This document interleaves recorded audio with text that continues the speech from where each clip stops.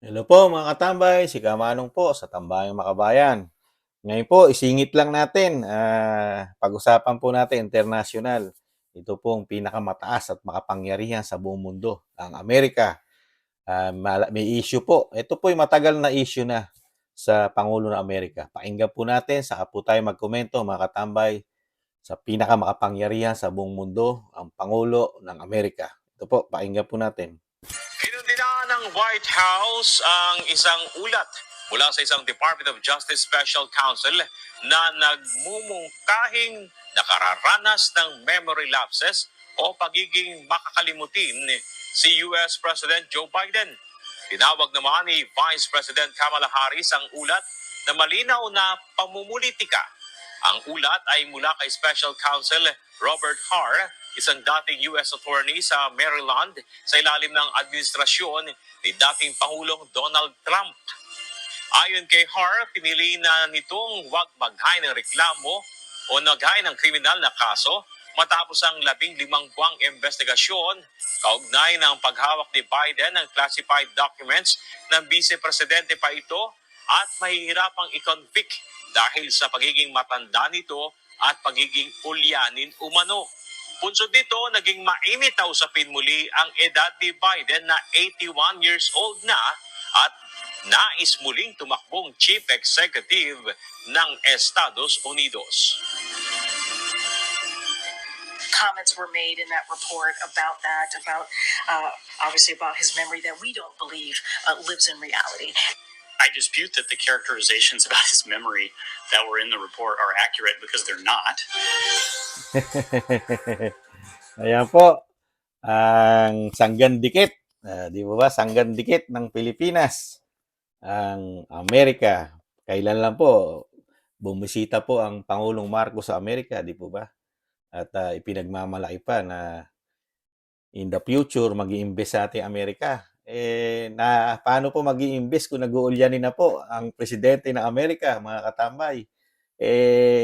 Yung punta po ng ating Pangulong Marcos para sinasabi na kasama sa kanyang programa ang mga bansa na malalaki katulad ng Amerika ay mag-i-invest sa Pilipinas. Yun nga po, paano mag-i-invest yung nag-uulyanin? Di ba? Saka talagang marami na rin po nagiging issue sa presidente ng Amerika dahil nga sa katandaan na. Marami pong mga video po na lumalabas din na talagang nakakalimutan na po niya minsan yung mga speech niya. Saka yung mga salita niya, pag tinatanong po siya ng mga media, malayong-malayo na po minsan ang sagot. At nung mga nakaraan pa nga po, kung napapanood niyo po yung mga video, nadadapa na po siya. Ang presidente po ng Amerika, nadadapa, pag-akyat ng eroplano, ilang bagsak, natitisod, di ba? Nung mga nakaraan pa na awarding ng mga Navy, bumagsak din siya. Siyempre po, hindi natin masisisi dahil siyempre ang edad, hindi po natin mapipigilan ang edad ng tao. Lalo po ang presidente ng Amerika, hindi naman po bata, mga katambay, sa edad na 81. Di po ba? Kaya alam po, iba po talaga, excuse me po, ang kapangyarihan.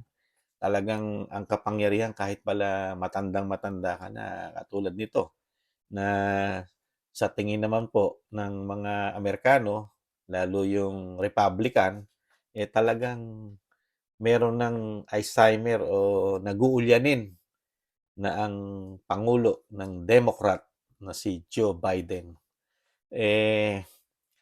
Ang mahirap lang po nito, mga katambay, mukhang marami ipinangako kay President Marcos ito nung magpunta.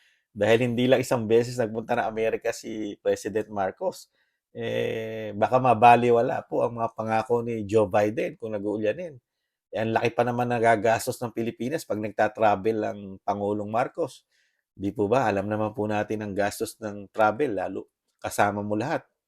Napakarami mong kasamang mga delegates. Di po ba? Mga pamilya. Ang inuubos sa pera. Tapos mababalitaan natin na yung pinupuntahan natin bansa na powerful, nagkakaproblema na sa memory. Baka lahat ng kasunduan, hindi na mapatupad. Hindi po ba lugi tayo ron mga katabay? Tayo lugi.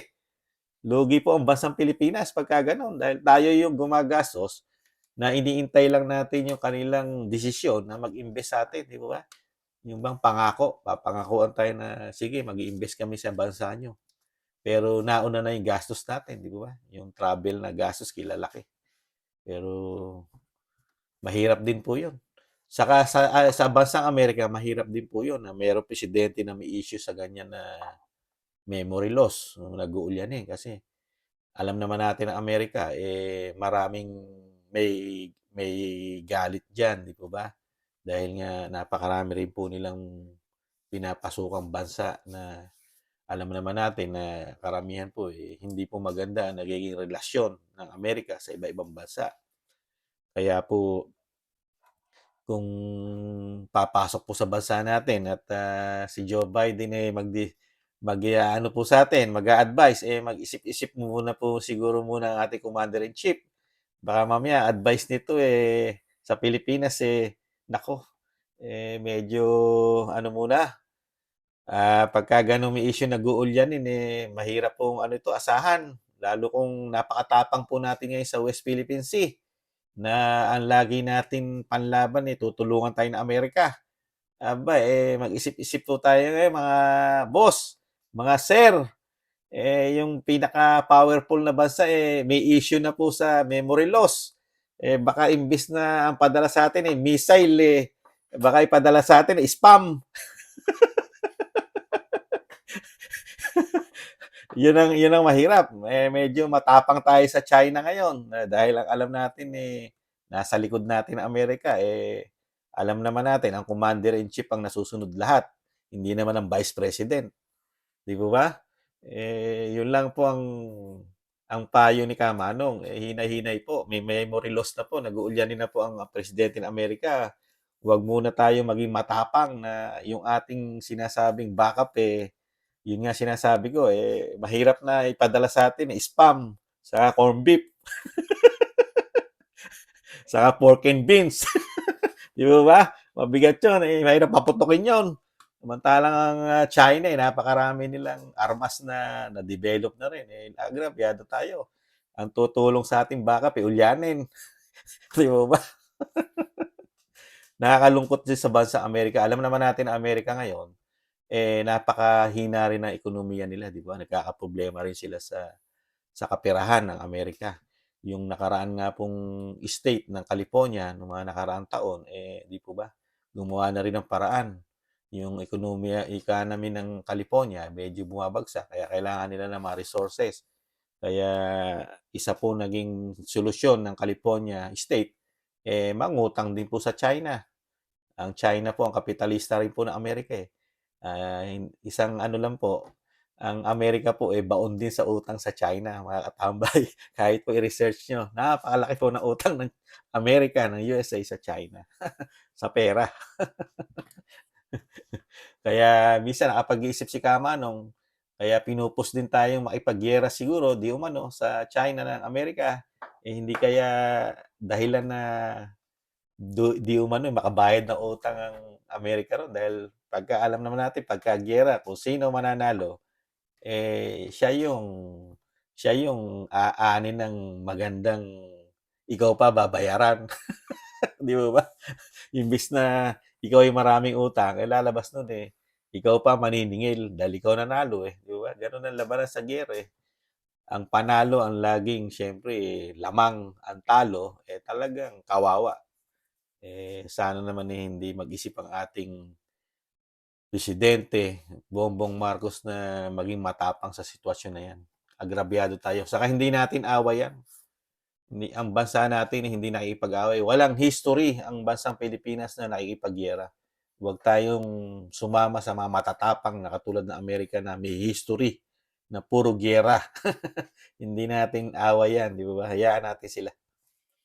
Yun lang po, mga katambay, ang medyo nasa international tayo ngayon dahil nga powerful na bansa, tapos may memory loss, nag-uulyanin, ipinarating ko na rin po sa inyo.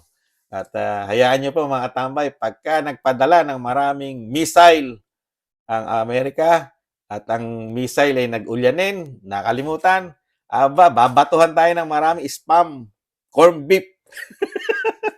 Yun ay panlalaban natin sa China, mga katambay. Spam, corn beef, sa mga pork and beans. Di ba ba? Saka mga ano pa ba?